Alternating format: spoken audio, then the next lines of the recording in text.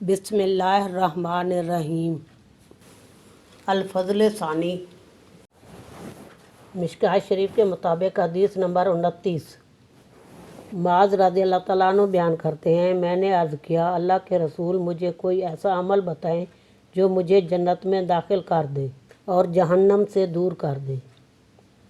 آپ صلی اللہ علیہ وسلم نے فرمایا، تم نے ایک بہت بڑی بات کے متعلق پوچھا ہے، لیکن وہ ایسے شخص کے لیے آسان ہے جس پر اللہ تعالیٰ اسے آسان فرما دے۔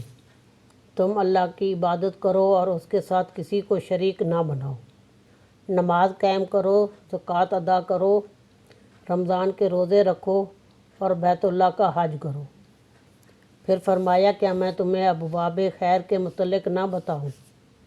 روزہ ڈھال ہے، صدقہ گناہوں کو ایسے مٹا دیتا ہے جیسے پانی آگ کو بجھا دیتا ہے، اور رات کے اوقات میں آدمی کا نماز پڑھنا گناہوں کو مٹا دیتا ہے۔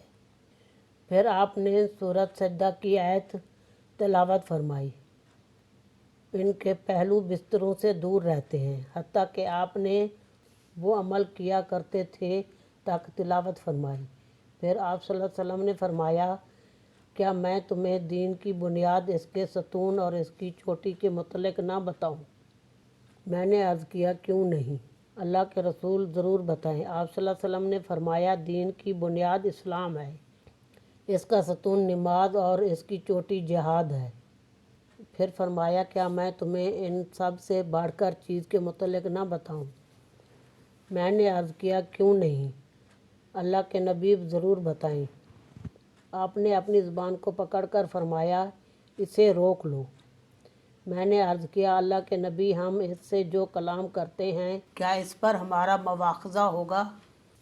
آپ صلی اللہ علیہ وسلم نے فرمایا، ماں تیری ماں تجھے گم پائے، لوگوں کو ان کی زبانوں کی کاٹ ہی ان کے چہروں یا نتنوں کے بل جہنم میں گرائے گی۔ یہ حسن درجے کی حدیث ہے۔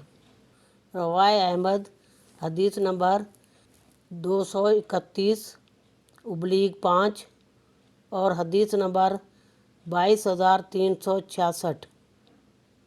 ترمذی شریف، حدیث نمبر 2616 اور ابن ماجہ، حدیث نمبر 3973۔